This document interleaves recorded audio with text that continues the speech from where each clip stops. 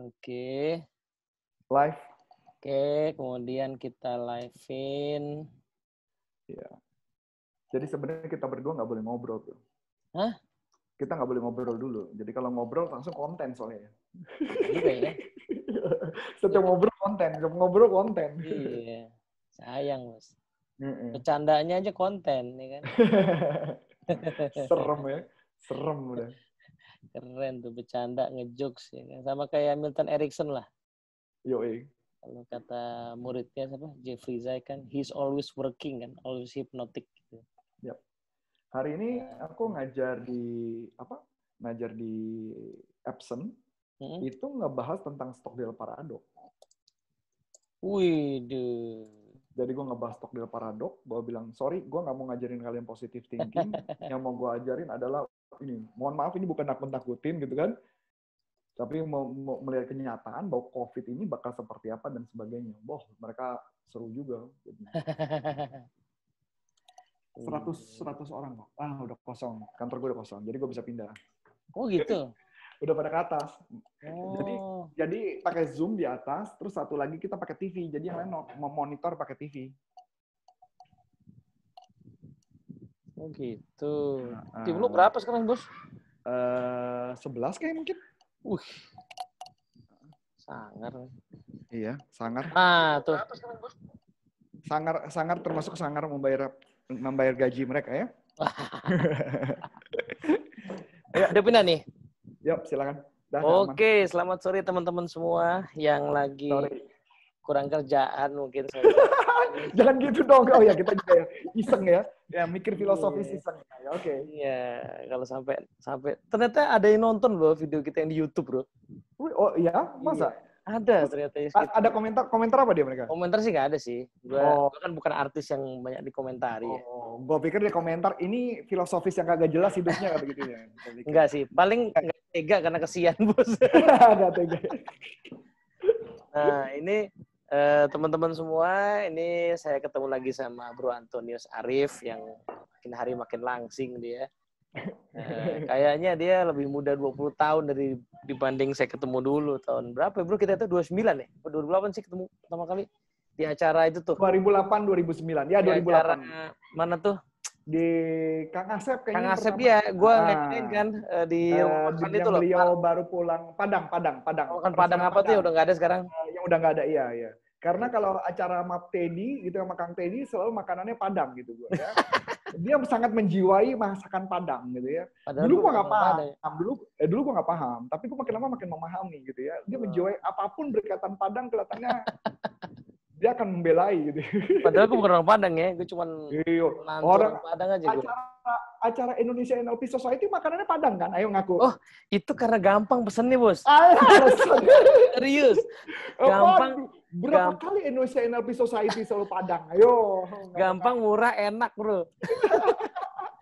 Dan selalu nggak jauh dari sederhana gitu kan? Karena sederhana paling gampang, Bos. Lo pesen. Apa itu Garuda ya? Apa kita Garuda ya? Ya, sederhana, Bos. Karena sederhana itu, lo pesen di hari itu juga nyampe dia. Ready dia. Kalau yang lain mesti DP ini itulah ya kan. Oke, teman-teman. Iya, misalnya level kelasnya agak beda, jadi agak sopan. Ya, kalau Garuda kan agak kayaan dikit, Bos. Yo. Kita rakyat. Teman-teman, ini sore ini kita mau lanjutin bahas stoicisme ya. Jadi setelah yang sebelumnya Epicureanism, rekamannya ada sih, ya. Akhirnya bisa ditarik. Iya. Cuma kualitasnya agak beda. Nah, Epicurean nanti kita lanjutin lagi lah. Saya juga belum dalamin juga. Cuman kemarin kepikir aja mungkin diskusi kita, kalau yang kemarin nama Bro Arif kan dia udah belajar dalam, jadi udah kasih overview lah ya. Stoicism itu isinya apa aja gitu kan. Nah, ini kepikiran gimana kalau mulai mencoba bedah literatur lah ya. Mungkin bukan bedah ya, gue khawatir kalau bedah sok-sokan banget ya. Membaca. Nggak apa-apa, memang kita sok kok. Iya.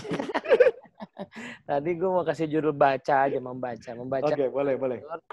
Salah satu yang menarik adalah bukunya, kalau yang saya punya ini Meditations dari Marcus Aurelius. Ada banyak versi ya, Bro Arif, versinya yang di Sharon Lebel, The Art of apa ya? The Art of Life kalau nggak salah. Ya, lupa. Nggak, yang Oh, maksudnya, ini pembahasannya dari Sharon Lebel. Oh, salah. Sharon Lebel bukunya Epictetus. Oh, sorry. Betul. Pantesan. Nah, maksud saya tadi adalah yang dibaca sama Bro Arif itu yang di handphone apa? Donna Robertson. Ada juga Donna Robertson, Bro. Robertson. Donna Oh, Robertson. itu ini kan pembahasannya How to kan? Think Like a Roman Empire. Ya, betul. Belum punya tuh. Terus kemudian ada Inner Citadel. Nah, ini kalau itu gue punya nih. Ya, yang sempat lu tanya sama gue. Ya. Tapi gue juga belum baca sih, Bro. Belum baca itu. Nah, jadi buku meditation ini unik sepertinya ya. Saya bukan ahlinya, cuman pertama karena kalau baca di depan ya Bro Arif ya, pengantar dari penulis lain itu, penerjemahnya sih. Buku ini sebenarnya tidak dimaksudkan sebagai buku yang mau diterbitin ya. Betul. Pertama mungkin karena dia kaisar, ngapain juga ngambil buku ya, udah kaya. Yo. Tapi yang kedua, sebenarnya beliau ini menulis buku lebih ke arah refleksi diri. Jadi kayak semacam buku harian sebenarnya. Nah, aku jadi berpikir kayaknya bagus juga ya punya buku harian, bentuknya refleksi ya, bukan curhat ya. Setuju. Pikir. Jadi kalau saya pernah nonton di videonya Romo Setio itu di YouTube ada waktu bahas Stoicism. Jadi Marcus Aurelius ini lucu juga. Jadi dia nuliskan malam hari katanya kan. Sementara siangnya, jadi tulisannya kan sangat reflektif dan sangat spiritual ya. Sementara siangnya itu habis mimpin perang gitu ya. Jadi kehidupan yang menarik ya. Bagi kita zaman sekarang jauh soalnya. Kalau zaman dulu mungkin lain ceritanya. Ya. Nah, sebelum kita tanya Bro Arif ya, dia udah membaca apa aja, sedikit pengantar juga. jadi buku ini itu isinya nggak ya, karena tadi semacam jurnal gitu. Jadi tidak teratur bab-babnya. Bab-babnya yang nyusun adalah orang lain ya. Jadi orang-orang lain nyusun jadi bab-bab, buku 1 sampai buku sekian gitu. Dan tulisan-tulisannya itu kayak mungkin semacam scattered sebenarnya sih. Jadi kayak cuman ada beberapa yang kemudian dikumpulin karena jadi satu tema. Nah, sore ini kita mau coba ya, mungkin Bro Arif udah baca apa. Kadang-kadang soalnya kalau dibaca buku ini sekilas ya, itu tiap kalimat bisa direnungkan lama banget gitu, quotable semua soalnya gitu. Jadi kalau mau dibedah kayaknya bisa beberapa tahun tuh. Gitu kan. Nah, makanya mungkin lucu ya. Ini bukunya cuma setebel ini. Ini sebenarnya aslinya lebih tipis lagi karena depannya pengantarnya tebel banget tuh. Pengantar sama indeksnya kan di belakang. Bro, tapi dulu sebentar kayaknya koneksi gue jelek. Oh gitu? Bro, tadi gue izin sebentar, Bro. Koneksi. Oke. Ya wes. Oke, terus gimana, Bos? Koneksinya agak jelek. Gue pindah sebentar. Aja. Ya. Oke. Gua ini ya, gue lanjut dulu ya. Apa kita stop aja dulu? Oke, siap. Dah. Oh, udah. Nah, ini lebih baik. Gue pakai tethering karena menurut gue. Tadi pakai WiFi? Tadi pakai IndiHome karena pasti tim gue sekarang sudah naik ke atas, jadi pasti mereka akan memakai bandwidth-nya ini kan. Oh gitu. Ya. Kebetulan gue sini pakai 3 sih, Bro. Gue pakai 3 koneksi internet. Bude. Orang kaya men kayak gitu tuh. Amin. Kayak Marcus Nggak Aurelius. boleh, Bro. Epicurian nggak boleh. Iya, Epicurian bilang nggak boleh kaya, Bro. Nggak boleh. Lo kan nggak kaya, Bos. Bahagia. Iya, lo kalau dibandingkan sama Sandi Uno juga nggak kaya lo, Bos. Oh iya, sangat tidak. Makanya lo yang ngomong kaya kan, gue bilang lo sangat tidak kaya. Dibandingin sama gue, iya kan. Kata siapa? Buku lu jauh lebih banyak, gue kertas doang tuh. Nah, kan? Oh, buku sih banyak sih. Gue akuin lah kalau buku banyak. Cuman itu doang kayak kekayaan gue.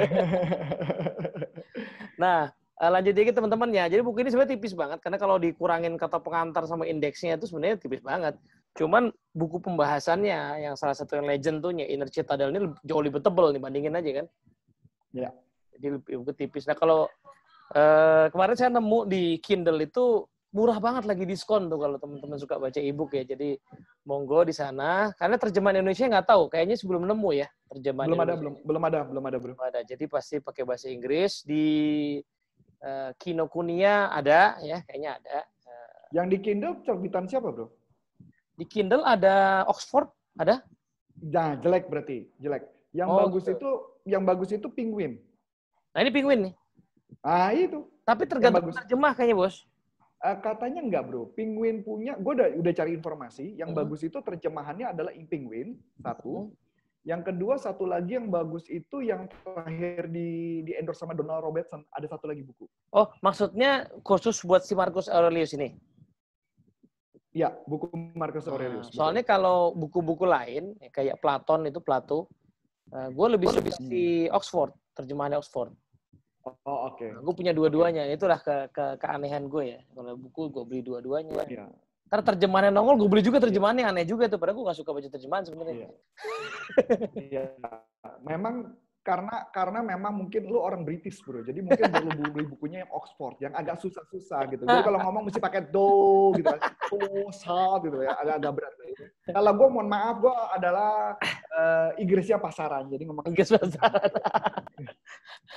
Oke. Baik. Nah, Bro, jadi kita mulai ya. Lo udah baca yang bagaimana atau belum? Boleh. Bos. Yang mana kira-kira, Bos? Terus kita coba reflect. Oke. Nah, gini, aku coba cerita satu bagian dulu ya. Tadi sempat kita bilang nggak boleh ngobrol dulu. Oh kan, iya, tapi bener. tahan gitu ya. Silakan. Jadi gini, terus terang saya merasa sebagai umat beragama, agamanya saya, itu adalah orang yang selama ini sebenarnya membaca Alkitab itu cuma sekedar membaca. Dan saya menganggap cuma baca, udah ya sudah gitu. Tapi tidak pernah saya refleksikan ke dalam kehidupan saya. Nggak pernah sama sekali, Bro. Sampai akhirnya ketika gue membaca tulisan Seneca, gue membaca tulisannya Marcus Aurelius tentang meditation, gitu ya. Walaupun bukunya belum habis saya baca, saya menemukan hal yang menarik sih, Bro. Jadi Marcus Aurelius itu benar yang kata lu tadi, bahwa bukunya itu tidak punya niat untuk dibikin buku, tapi itu adalah kumpulan refleksinya Marcus Aurelius dari pengajaran para guru-gurunya dalam penerapan dia, dalam kehidupan dia berkaitan dengan stoisme. Nah, akhirnya saya mulailah mencoba merefleksikan. Jadi perkataan-perkataan mereka saya refleksikan. Memang saya merasa agak kurang ajar sih. Kurang ajarnya kenapa? Kok bisa ya tulisannya para stoisme, saya ambil kutipan 1-2 kutipan, kemudian saya refleksikan ke dalam kehidupan saya, tetapi tentang agama belum saya lakukan sih. Itu makanya saya bilang saya kurang ajar gitu ya. Kurang ajar ya. Kasian banget ya. Kasian banget gue memang. Nah, jadi dari situ aku belajar banyak sih, Bro. Gue jujur gue belajar banyak. Jadi sempat beberapa waktu ketika gue lagi dalamin stoisme dengan sangat dalam, beberapa tulisan-tulisan mereka itu gue ambil, Bro, dan gue refleksikan. Jadi pertanyaan pertama yang gue selalu ajukan adalah apa yang lo refleksikan dari perkataan mereka, itu yang gue tulis. Gue tulis, bener-bener gue tulis dalam handphone, gue tulis. Jadi apa yang maksudnya mereka apa, dan apa yang sudah gue lakukan, dan apa yang ternyata gue masih belum bagus, dan kemudian gue menggunakan salah satu teknik NLP yang menurut gue sebenarnya itu ada dijelaskan di stoisme, yaitu adalah melakukan perseptual, gue menasehati diri gue sendiri. Jadi menasehati diri sendiri, dan itu memang stoisme mengajarkan itu. Jadi kalau ditanya duluan mana antara stoisme sama NLP, harusnya stoisme dulu ya. Harusnya. Dia cara mengajarkannya, dia ngomong kayak gini, Bro. Dia cuma ngomong gini. Jadi kalau gue menasihati diri gue, misalkan gue ambil contoh sederhana aja, Bro ya. Ini sambil kita ngupas ini ya, Bro ya. Kita kupas. Misalkan ngomong ya, di buku pertamanya Marcus Aurelius misalkan. Oh, of my grandfather Verus, I have learned to be gentle and meek, and to refrain from all anger and passion, from the fame and memory of him that begot me. I have learned both shamefastness and manlike behavior. Berarti kan artinya apa? Dia bilang dia belajar bagaimana mengontrol kemarahan mereka, mengontrol emosinya. Ini yang berkaitan dengan lust, Bro, seks. Jadi bukan passion hasrat yang positif, tapi kategori dalam sini adalah passion yang berkaitan dengan nafsu seks gitu. Keinginan-keinginan yang berlebihan. So, dalam konsep ini sebenarnya dia mengajarkan bahwa seperti itu. Nah, ketika gue merefleksikan itu, gue cuma bilang begini, kalau kita pakai yang tadi tekniknya model kayak NLP gitu ya, saya cuma ngomong gini, Arif, kamu tuh masih gampang marah. Kamu itu masih suka marah, gampang meledak, dan sebagainya. Kamu harus belajar, Arif, menjadi orang seperti Marcus Aurelius, supaya lebih sabar. Ya, karena itu nggak bisa, hal-hal yang di luar itu nggak bisa lu kontrol. Tapi paling nggak sebagai pimpinan, lu bisa mengontrol after itu, lu pimpin mereka, develop mereka, kembangkan mereka. Maka lu otomatis akan berbeda. Nah, itu yang gue pelajari, bro. Begitu juga berkaitan dengan hal-hal yang lainnya. Dari situ saya mulai ngeliat gitu ya. Jadi belajar juga bahwa from the fame and memory of him that begot me, I have learned about shamefacedness. Maksudnya jangan buru-buru lah kita mau jadi orang yang paling terkenal, kita mau hebat. Bukan itu yang dicari. Karena bukan itu yang dicari. Yang paling penting adalah bagaimana menjadi seseorang yang seutuhnya, man-like behavior. Berarti perilaku yang kalau bahasanya Stoik itu adalah menjadi orang yang baik lah. Virtue ya. Virtue, menjadi orang yang baik. Betul. Nah, kemudian dia ngomong, of my mother I have learned to be religious and bountiful and to be forbear not only to do but to intend any evil, to content myself with a spare diet and to fly all such excess of incidental to great wealth. Maksudnya belajar pasti tentang spiritual, belajar tentang ketuhanan, belajar tentang itu, belajar tentang tidak makan terlalu berlebihan. Belajar yang penting adalah kalau kita membaca ini mungkin kalau nggak memahami stoisme akan bingung. Karena di stoisme mempelajari adalah kita tidak perlu makan terlalu berlebihan. Yang penting makan untuk sekedar hidup. Bukan hidup untuk makan, tapi makan untuk hidup. Jadi gambarannya seperti itu. Jadi belajar itu. Jadi jangan serakah, jangan rakus. Dan juga tidak perlu mengejar kekayaan. Kalaupun terjadi kekayaan itu bukan karena sebagai faktor yang utama yang dikejar-kejar, gitu kan ya. Of my great grandfather, both to frequent public school and auditories, and to get me good and able teacher at home, and that I ought not to think much if upon such occasion I were at excessive charges. Maksudnya apa? Di sini gue tahu banget bro, Marcus Aurelius itu punya kakek yang memang mengirimkan seorang guru yang mengajarkan dia menjadi seorang yang guru privat bijaksana. Guru privat. Nah, dalam buku ini kalau kita baca, ya ini kalau kita baca semua akan panjang ya, tapi intinya yang saya akan ambil bro, waktu itu gue pernah merefleksikan tulisan ini, saya ambil semua, saya belajar satu hal, bahwa siapa yang lu model? Siapa yang lu pelajari? Tetapi ada yang menarik, cuman aku lupa persis yang mana. Ada satu tulisan yang sebenarnya menurut aku pernah baca dari satu bukunya dia mengatakan bahwa sebenarnya Marcus Aurelius orang ini nggak bagus. Tapi gue lupa siapa ya, sebentar gue cari. Kalau nggak salah saudaranya dia deh. Maksudnya salah satu orang, ini kan nama-nama orang yang dia nama orang, betul. Kan di sini kan. Betul. Kalau nggak salah yang bareng-bareng sama dia yang menjadi tangan kanannya dia. Severus ya, aku lupa. Jadi ada satu orang yang menjadi jadi raja di Roma itu ada dua sebenarnya, bro, bukan Marcus Aurelius. Jadi ada satu lagi. Jadi ada dua raja, yang satu wakilnya atau apa istilahnya aku kurang paham. Jadi kayak suksesnya ada dua. Kalau lu mati nanti ganti yang ini gitu loh. Tapi seumur gitu, bro. Nah, kebetulan satu orang ini itu perilakunya buruk banget.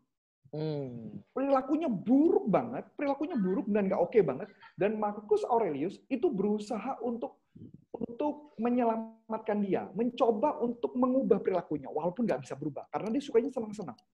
Si Marcus Aurelius itu tidak pernah memunculkan kebencian. Dia menganggap setiap orang yang bersalah, setiap orang yang problem adalah orang yang sakit yang perlu ditolong. Itu yang di kacamata dia. Dia berusaha menolong. Gimana caranya? Pokoknya gue tolong dia. Pokoknya apapun yang terjadi, gue harus tolong dia. Itu dulu. Nah, menariknya dalam buku itu, dia mengatakan, dia tetap mengucapkan terima kasih. Cuman aku terus terang namanya siapa, aku lupa. Dia tetap, Claudius ya. Pokoknya dia tetap mengucapkan terima kasih kepada orang itu yang dia tidak suka. Dia tetap mengucapkan terima kasih. Berarti, dia cuma bilang, artinya buat gue yang pelajaran pribadi adalah, jangan melihat seseorang dari sudut jeleknya saja. Yes. Tapi harus melihat dari sudut bagus. Dan thank you banget juga dengan Bro Teddy. Gue inget banget omongannya Bro Teddy. Ada satu hal yang nancep di kepala gue. Kapan ngomongnya? Itu adalah pada saat kita lagi ngobrol-ngobrol kayak gini, Bro. Oh iya? Bro Teddy, gue nggak inget ngomong apa. Ada satu yang ngomongnya gini. Bro, gue udah lama tuh tidak langsung menjudge seseorang itu buruk atau baik. Oh, oke. Lagi chatting itu, Bos ya? Ya, mungkin chatting kali ya. Chatting kayaknya. Jadi karena gue melihat seseorang itu, gue harus melihat dulu yang mendasari dia apa, latar belakang apa. Belum tentu seperti itu. Nah dari situ, itu sebenarnya yang lo lakukan sudah stoisme. sudah sangat stois gitu loh. Tapi mungkin dari sudut pandangan lu adalah berbeda. Lu cuma hanya tidak mau menjudge seseorang atau melakukan value judgment kepada seseorang. Nah, ini juga yang pembelajaran di buku pertamanya Marcus Aurelius. Jangan melakukan value judgment kepada seseorang. Orang yang jelek pun belum tentu jelek, kita coba cari dari sudut itu. Dan Antonius Arif, bro, dulu adalah tipe orang, kalau ketika gue nggak suka, gue marah saja. Tapi ketika gue melihat ada sesuatu, gue akan coba mencari tahu dulu. Mencari tahu dari latar belakangnya. Kalau memang nggak bisa, baru gue marah. Marah, menurut dari stoisme, itu tidak selalu buruk. Marah tidak selalu buruk. Marah itu bisa bagus, tapi marah itu bisa buruk. Kalau marah yang tujuannya untuk mengubah dan memang tujuannya harus itu harus dilakukan. Tetapi kalau tidak, lebih baik tidak. Nah, itu yang pertama. Yang kedua, menariknya, dia juga mengucapkan terima kasih kepada Tuhan. Ya, from the gods I received that I had good grandfather and parent, good sister, good master, good domestic, loving kinsman, dan almost all that I have. Berarti dia mengucapkan agak di belakangnya, agak di belakangnya. Ya, betul, agak di belakangnya. Di buku 1 yang agak belakang kan? Iya. Betul ya. Jadi dia mengucapin terima kasih kepada semua orang tersebut. Nah, ketika mengucapin terima kasih, pertanyaan menarik gitu ya. Pernah nggak? Nah, ini menarik ya. Ini lucu lagi. Dia mengucapin terima kasih ada that I have such a wife so obedient, so loving, so ingenious. Lah, kita tahu kan dalam sejarahnya dia bahwa istrinya tuh selingkuh loh. Iya.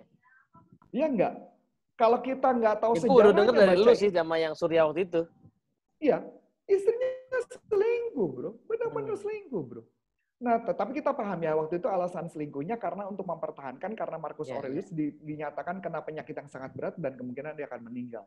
Dan dari gambaran di sini saya belajar banyak bahwa, lu nggak boleh jelekin pasangan lu loh. Nggak boleh loh. Coba pasti ada sudut baiknya loh. Yang lo lihat yang mana? Yang ketika orang melakukan hal buruk, belum tentu buruk gitu.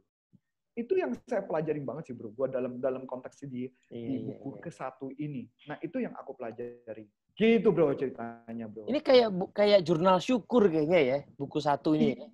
Betul. Iya kan? Dan aku yakin. Nah, kalau dipikir-pikir, jangan-jangan buku ini memang tidak, pertama memang diciptakan memang buku syukur kali ya, bukan buku untuk self-reflection. Tapi menurut saya, ya kalau yang tidak memahami sejarahnya Marcus Aurelius sih, ya pikir, oh ya, cuma tulisan biasa, oke. Tapi tidak. Tadi orang-orang itu banyak yang negatif loh, Benar. Dan tadi menarik bro, kalau gue kayaknya versi lu sama gue terjemahannya agak sedikit beda karena aslinya kan versinya bahasa Yunani kalau nggak salah, Greek. Betul. Jadi agak sedikit beda. Punya lu kok kayak agak lebih panjang-panjang gitu. Punya gue kayak pendek-pendek ya. Jadi kalau di punya gue tadi yang from my grandfather Verus cuman decency and a mild temper. Jadi apa ya, decency itu kayak apa ya? Decent itu apa ya? Baik tapi lebih apa? Lebih ini lagi bos. Decent. Kalau good itu oke. Ya. Decent itu good yang apa ya? Mungkin elegan lah gitu ya. Decency and mild temper. Nah, jadi benar kata Bro Arif tadi bilang ini seperti apa ya? Usaha untuk ya mensyukuri sesuatu, usaha untuk melihat sisi positif dari tiap orang. Di antara orang ini ada orang yang mungkin betulan semuanya baik, ada yang mungkin tadi ya. Sepertinya Marcus Aurelius berusaha untuk melihat sisi baiknya gitu. Iya. Nah, gue sih melihat ini nih. Jadi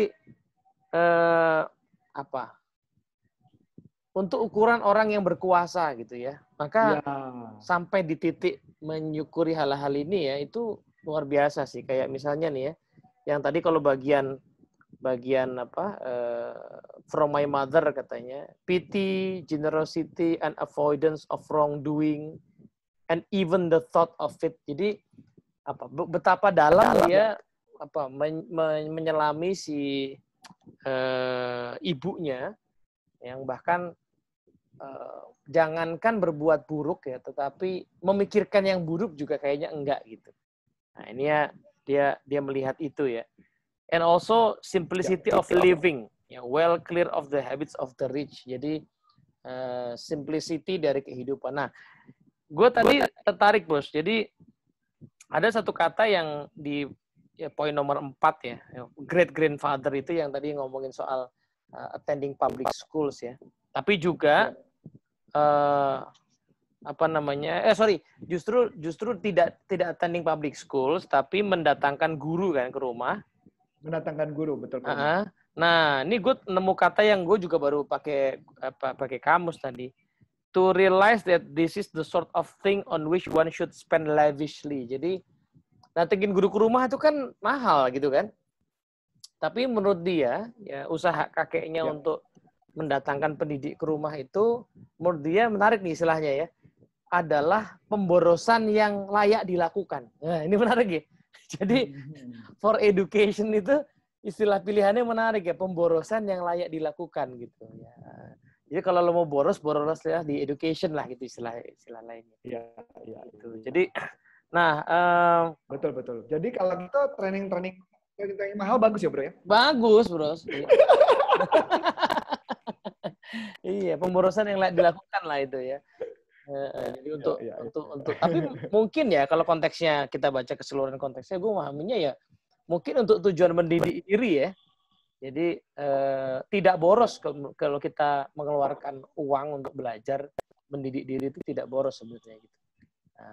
Jadi betul. Atau pemborosan tapi yang oke gitu. Pemborosan yang oke. Yang mengeluarkan tepatnya adalah mungkin mengeluarkan uang lebih untuk sebuah pendidikan. Iya betul. Karena ya tadi bos itu bisa aja dibilang boros sih bos. Kayak lu ngelihat yang gua beli di sini tuh kan bisa dibilang boros. Ya tergantung sih. Kalau dari sudut gue sih baik-baik aja. Iya kalau lo ya. Iya benar kalau lo sih nggak mungkin. Orang lain yang lihat nih gila nih ngapain ya kan. Jadi itu kan berarti kan mereka tidak menyukai buku dan mereka tidak belajar. Nah tapi gue suka. Jadi ini banyak buku yang sebenarnya gue beli dulu lah bacanya belakangan gitu. Terus suka banyak yang nanya lah soal itu. Terus gue lagi kadang mikir gini sih. Tapi seandainya ya uang ini semua nggak gue belikan ini. Kira-kira bakal jadi apa gitu. Itu yang gue nggak kebayang. Jangan-jangan nggak jadi apa-apa, bos. Jangan-jangan jadi cuman apa ya, jalan-jalan, beli baju, atau beli apa gitu, beli motor gitu ya. Itu yang gue nggak kebayang. Kalau nggak pakai buat ini, buat apa ya? Maksudnya gue. Jadi gue nggak tahu nih. Kalau orang lain mungkin ada bisa pakai buat apa gitu. Nah, tapi balik ke poin tadi ya. Jadi, gue baru ngerasain ya kalau kita baca pengantar stoicisme itu kan udah jadi benang merah terus di ini kan bahwa melihat sesuatu netral gitu ya. Betul. Nah, tapi detail-detailnya tuh adanya di buku-buku si tokoh-tokohnya ini. Betul. Sesuatu tuh netral kan tadi kan cara yang lo angkat ya bahwa dia mensyukuri bukan hanya orang yang baik ya, tapi juga orang yang bagi orang lain sebenarnya nggak baik orang ini. Ya. Tapi kok si Markus bisa mengambil poin baiknya gitu. Ya kan? Bagi orang lain nyokolain ngambil guru privat itu boros gitu kan. Mahal itu dan nggak sembarangan guru yang diambil, tapi ya untuk hal itu oke gitu. Ya, dan menariknya bro ya, ini gue baca summary-nya ya bro ya. Gue baca summary-nya. Berkaitan dengan pendidikan ya. Ini summary dari pendidikannya. Yang tadi manggil guru. Absolute goodness came from mom. Great grandpa wisely had Marcus avoid a public school education. Pokok dengan bijaksana menghindarkan dari sekolah publik, sekolah umum yang bareng-bareng orang lain. Ya. Marcus tutor taught him to work hard and have few needs. Jadi ini malah lucu, terjemahannya itu adalah mengatakan malah membuat sengaja malah datengin guru supaya jauh lebih keras belajar. Gurunya yang spesial ya, yang spesial katanya ya. Jadi di push gila-gilaan, pokoknya gila-gilaan. Bahkan di sini ada yang ini lucu ya. Jadi di sini malah dijelasin Rusticus introduce Marcus to the work of Epictetus. Jadi dia belajar dari Stoicisme itu dari Rusticus. Iya benar-benar ada nih sini nih. Ya enggak. Rusticus demonstrate the good of being diplomacy and avoiding fancy talk and fancy writing atau dalam kurung retorik. Ya, fancy itu kan apa ya? ya cuman kalimat-kalimat indah lah gitu ya, omongan-omongan Iya. ini. Jadi rupanya gurunya ini Pak Rustikus ini emang ya pendidik yang luar biasa gitu ya. Betul. Keras, betul. yang disiplin. Ya bayangin aja dia ngasih buku Epictetus gitu kan. Betul, betul. Jadi dia belajar itu. Walaupun memang kalau kita ngelihat kita belajar, memang menariknya ya, stoisme itu seakan-akan tidak, kalau menurut gue ya, jadi stoisme itu seakan-akan ada satu buku, kayak contoh bukunya Epictetus. Ketika buku Epictetus dikasih, pertanyaan menarik, apakah buku Epictetus sudah ada kerangka? Tidak ada. Iya. Seneca kalau dikasih bukunya juga kita nggak dapat tuh kerangkanya. Gue bersyukur banget dengan Massimo Pigliucci, Donald Robertson, dan para pakar-pakar lainnya. Buku itu menjadi kita pahami secara struktur. Gue enak kita ngomong stoisme per hari ini, karena kita melihat strukturnya. Ya nggak? Struktur-strukturnya. Kalau kita baca mungkin Seneca, kita bacanya si Epictetus yang asli, mungkin kita nggak pernah jadi struktur tuh, bro. Mungkin, I don't know. Iya. Karena ya itu kan sekarang tokoh-tokoh sekarang itu kan tokoh-tokoh sains ya, Betul. Ilmuwan yang memang kerjaannya menstrukturkan itu ya. Ini kan masih jadi fenomena nih, masih jadi data. Betul. Jadi data. Jadi selalu begitulah ya. Baca karya Plato, gue juga bingung ya, dan gue kagum sama orang-orang yang bikin struktur itu, Bu. Karena kalau kita baca Plato, sekilas misalnya lo kosongin sejarah dan segala macam. Lo cuma baca itu karya sastra, obrolan doang. Iya, betul. Setuju. Iya kan? Tapi para pengulasnya tuh bisa melihat, oh nih bicara kosmologi, bicara dunia ide, bicara kehidupan akhirat segala macam. Kok bisa ya? Maksud gue itu cuma cerita, lalu kemudian cerita itu diolah gitu jadi dicanggih up, dikategorikan. Kita bingung kan kok bisa kayak begitu. Ya memang gue nggak ngerasain yang sama sih. Ya, gue bersyukur banget sih, men. Kalau gue bacanya buku Seneca yang pertama, mungkin Epictetus yang pertama, mungkin gue nggak akan suka dengan stoisme. Nyerah ya? Nyerah. Lebih ngeri lagi ini, bro. Lebih ngeri lagi Nietzsche. Nietzsche kalau baca bukunya, isinya cuma 1-2 kalimat. Aforisme ya kan disebutnya aforisme. Itu ya kalau seandainya nggak ada akademisi yang nganggap itu serius, katanya ya kayak Heidegger yang betul-betul dia, sehingga menemukan struktur, ya mungkin itu akan jadi buku yang nggak terlalu dianggap lah gitu. Udahlah, tokohnya mengalami kegilaan lagi kan gitu. Jadi gila bro. Iya dia skizofrenia bro. Astaga. Iya, jadi meninggalnya dalam. Jadi karyanya itu, makanya ada perdebatan soal ini. Kita layak nggak sih membaca dia gitu? Nah itu sehingga ada yang kemudian bikin penelitian. Oke kok, karena buku-bukunya dia itu buku-buku yang terbit di masa dia masih waras sebenarnya. Sakit parah gitu. Cuman masih waras. Yang Nietzsche itu kan yang mengatakan bahwa Tuhan itu mati ya? Iya betul. Tuhan sudah mati dan kita adalah pembunuhnya itu kan. Sebenarnya Tuhan itu mati pengertiannya bukan itu sih sebenarnya. Iya, ya itu panjang tuh bahasannya. Iya, pengertian Tuhan itu mati maksudnya manusia yang terlalu mengandalkan dirinya sendiri kan, konsep itu kan sebenarnya dibahas. Gue juga menangkapnya begitu di arah. Ya balik lagi karena jadi kalau gue nonton di belakangan tuh ada videonya Mas Martin Suryajaya itu antara filsafat sama sastra, dia bahas begini. Kalau kita amatin, dan gue juga ngamatin sih, banyak filsuf itu sastrawan gitu ya. Jadi selalu punya 2 jenis karya itu ya, tentang sastra segala macam itu. Nah, di Indonesia termasuk Buya Hamka punya karya sastra, punya karya filsafat gitu. Nah itu karena ya filsafat kan abstrak ya. Dia harus dikasih tempat gitu dalam bentuk cerita gitu, atau puisi gitu. Nah kalau Nietzsche kebetulan karya ilmiahnya nggak ada, jadi adanya karya tadi kan.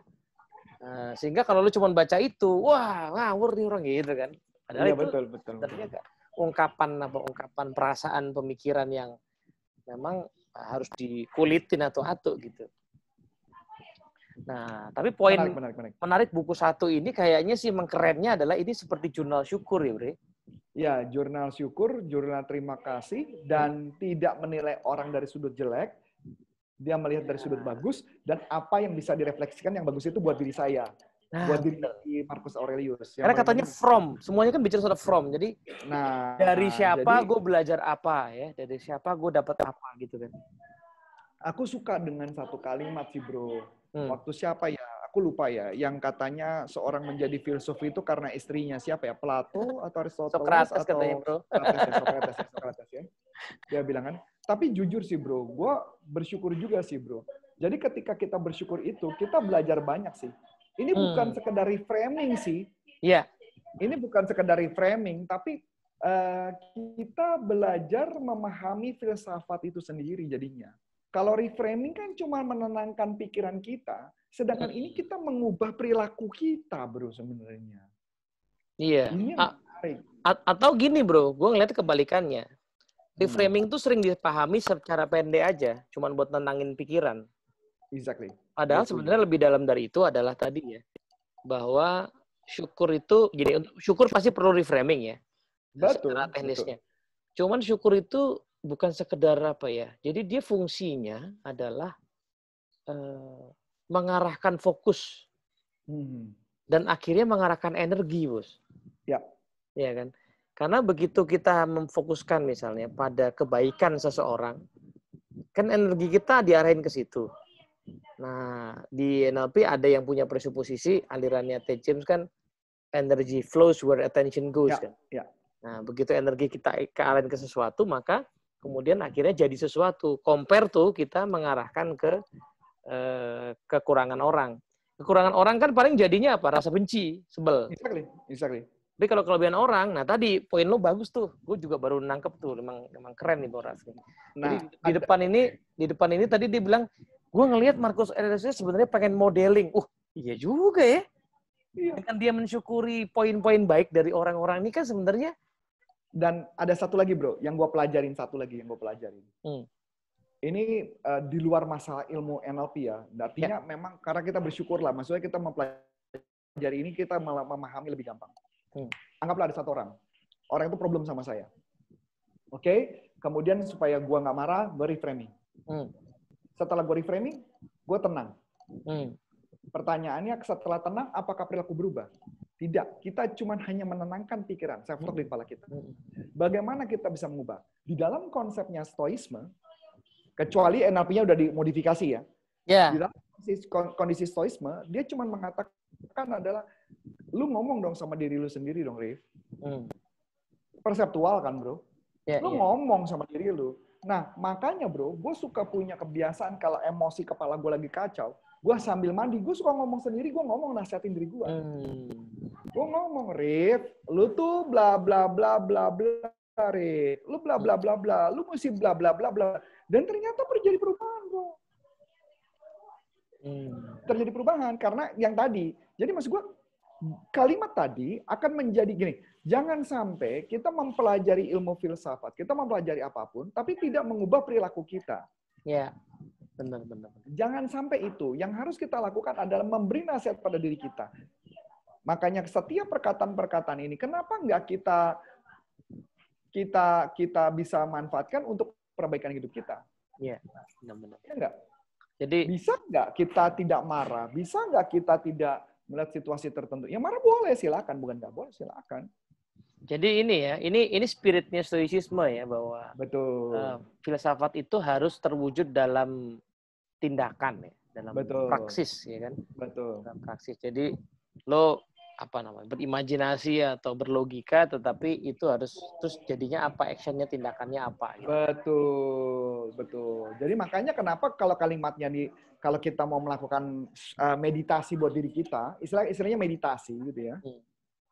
Tulisannya apa, kutipannya apa yang kamu bisa terjemahkan dari kata-kata itu, karena semua persepsi masing-masing berbeda kan, dari setiap tulisan bisa berbeda. Gua memandang sudut beda, lu bisa mandang dari sudut berbeda. Abis itu adalah apa yang sudah lu lakukan selama ini, apakah sudah sesuai belum? Kalau belum, baru berikut yang di bagian akhir adalah apa yang lu beri nasihat pada diri lu. Jadi balik lagi ke sini bro, apa yang nasihat diri lu. Dan itu yang gue lakukan. Dan setelah itu, gue baru bisa memahami, ketika gue membaca Alkitab, gue baru bisa memahami apa yang artinya tulisan dari para Rasul Paulus, apa yang tulisannya Mazmur, Amsal, gue baru mulai bisa memahami, karena itu yang merefleksikan balik kepada gue. Bukan cuma sekedar baca, selesai, udah. Tidak. Tapi bisa nggak lu udah begitu belum, Syarif? Iya, Gue cuma begitu dong. Udah begitu belum, Syarif? Iya, benar. Itu mirip sih, Bos. Jadi kalau gue juga baru menyadari ya soal kitab suci ini, orang Islam itu kan biasa belajar ngaji itu pakai bahasa Arabnya itu kan. Yap.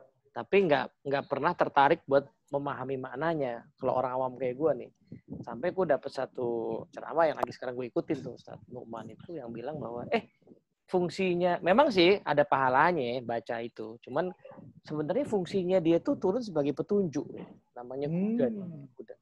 Jadi harusnya lo tuh nyari petunjuk, ya kan gimana caranya kalau lo misalnya cuman baca Arabnya doang, minimal lo baca terjemahannya deh, atau lo baca tafsirnya deh, dan carilah petunjuk di situ. Dan menariknya adalah ada satu kalimat yang agak nampar gue nih, bro. Kan gue suka khawatirnya gini kan. Nanti kalau gue orang awam nggak ngerti bahasa Arab, baca terjemahannya salah, ya kan? Salah paham gue. Terus beliau bilang begini, kalau lo yakin itu firman Tuhan, justru mukjizatnya di situ. Kalau lo baca, even yang lo baca itu terjemahannya, tapi kalau lo ikhlas gitu ya, nanti petunjuknya datang. Dan bener, bro. Itu lucunya gitu. Jadi, nah dari situ gue kemudian berusaha, sama lah kayak gue baca buku-buku kayak gini ya. Sekarang level membaca gue sama sekali gue nggak pernah baca cepat ya sama sekali sekarang. Oh ya? Iya, nggak pernah, bro. Karena gue yakin buku yang bagus ditulis oleh penulis yang bagus itu pasti ada alam pikiran yang tersimbolkan dalam kata-kata itu. Setuju. Nah, kalau Marcus Aurelius punya YouTube channel enak, bro. Kita nonton, ekspresinya kelihatan, enak kan? Betul. Nah, tapi karena nggak punya, jadi tulisannya doang, kita mesti nyelamin kan? Setuju. Kira-kira dia lagi apa? Nah, justru yang kita dapat dari refleksi atas yang nggak kelihatannya itulah sebenarnya ilmu yang tersembunyi di balik kata-kata itu. Nah, karena lu ngomong itu, bro, gue buka langsung dari Marcus Aurelius nih, bro. Jadi Marcus Aurelius itu ada ngomong tentang simbol-simbol, bro. Jadi misalkan contoh, simbol tentang city and citizen. Ya, dia bilang, Marcus use the metaphor of the citizen and city to anchor human identity in its proper cosmic neighborhood. He showed that there's a kinship not only among all rational creatures, but also between rational created beings and their place of origin, the universe or the whole. Jadi maksudnya kita hidup tuh bukan hanya kita, gua warga Jakarta. Bukan.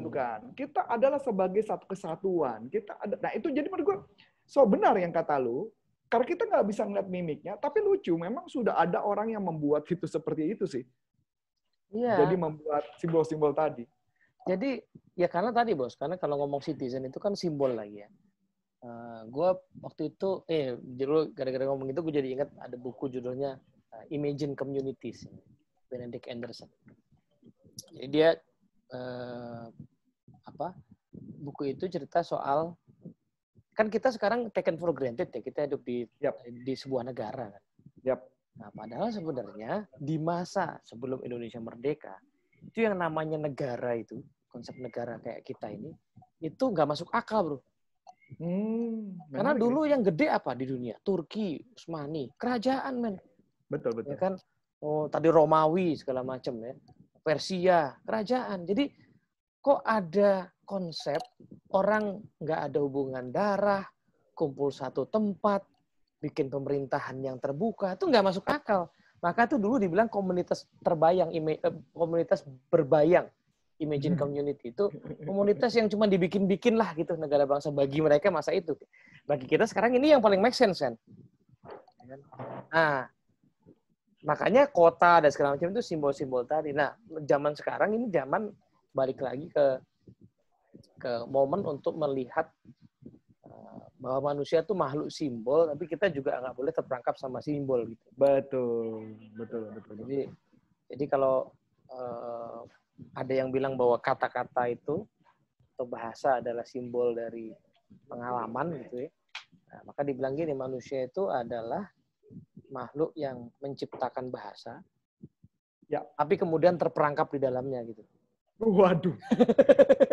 Karena bahasanya itu dia hanya mampu sebatas yang dia pahami. Ya itu, bener. Susah kan? Gila ya, kita pinter banget ya hari ini ya. Kelihatan pinter, bro. Kelihatannya pinter banget, kita cerdas banget. Tapi gue coba agak praktikal sedikit, bro. Jadi Ya. kayak di Indonesia lah, jatuh misalnya. Kata jatuh. Itu begitu kita taruh di, apa namanya, di bahasa Sunda, bahasa Jawa, bahasa Minang, itu ada 7-9 kata jatuh, bos. Oh, really? Lain-lain, bos.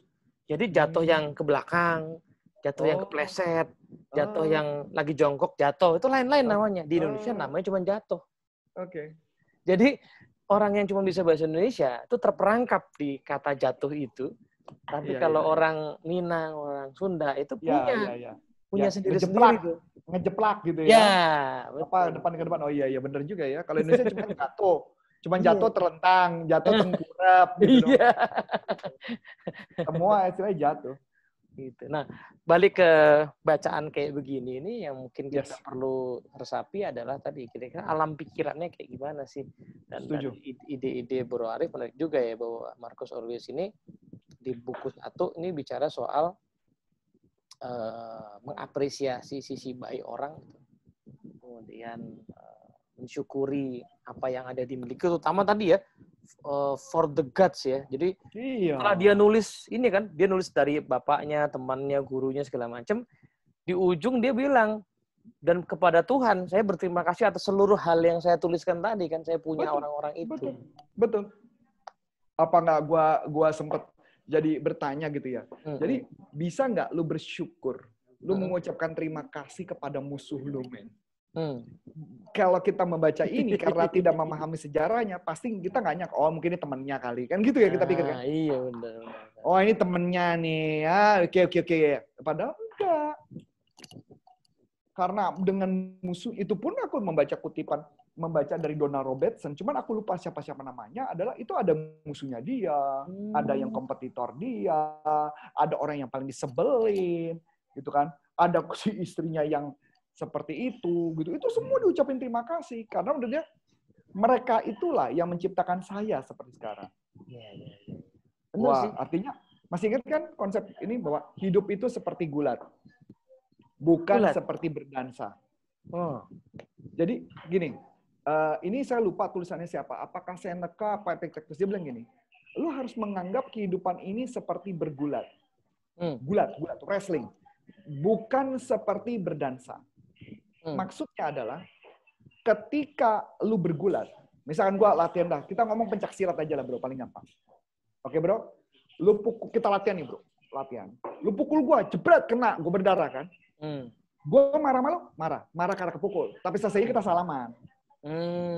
Kita bilang apa? Thank you ya bro ya. Untung lu mukul gue jadi gue tahu kelemahan gue. Rupanya tangkisan gue kurang bagus nih. Tangkisan gue nggak bener nih. Thank you, lu udah ngajarin gue. Nah pertanyaan, setelah gue udah berhasil, gue naik level nggak bro? Naik level dong. Gue akan latihan dengan orang yang lebih jago lagi dong. Dan gue berterima kasih sama itu. Tapi pertanyaannya, pernah nggak lu berterima kasih sama kehidupan yang memukul lu?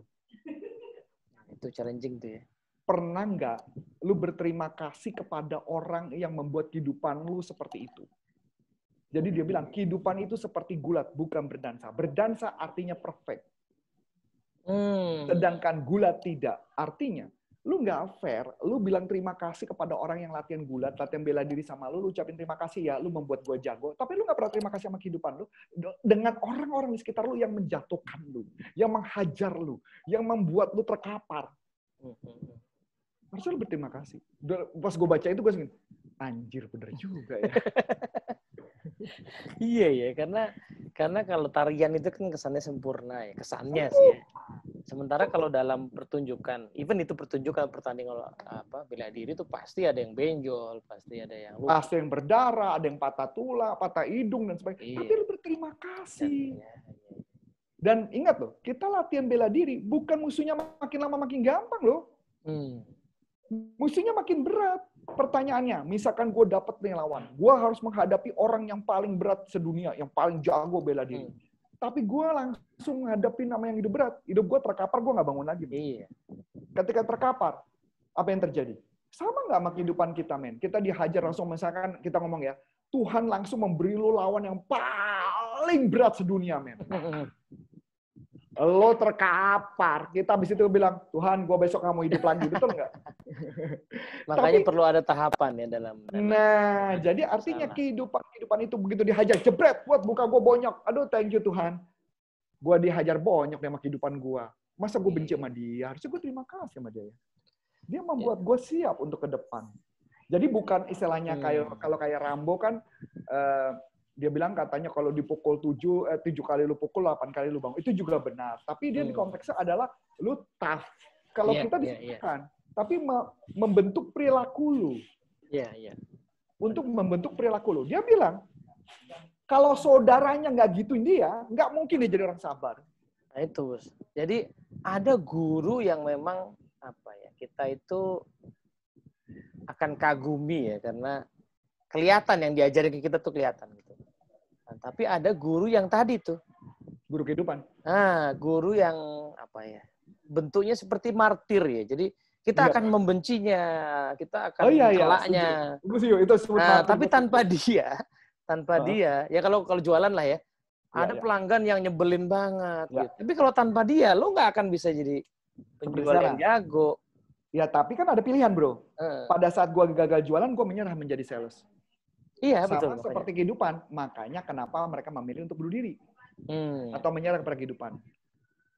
Jadi gini, kehidupan tuh nggak mungkin langsung datang berat. Tapi lucunya, kita malah bilang begini. Kenapa ya? Kok kayaknya problem setiap hari ada ya? Iya, betul. Kayaknya problem tidak pernah berhenti. Kayaknya problem datang bertubi-tubi. Padahal kalau kita pikir-pikir, itu maksudnya tuh bahwa lu udah naik kelas.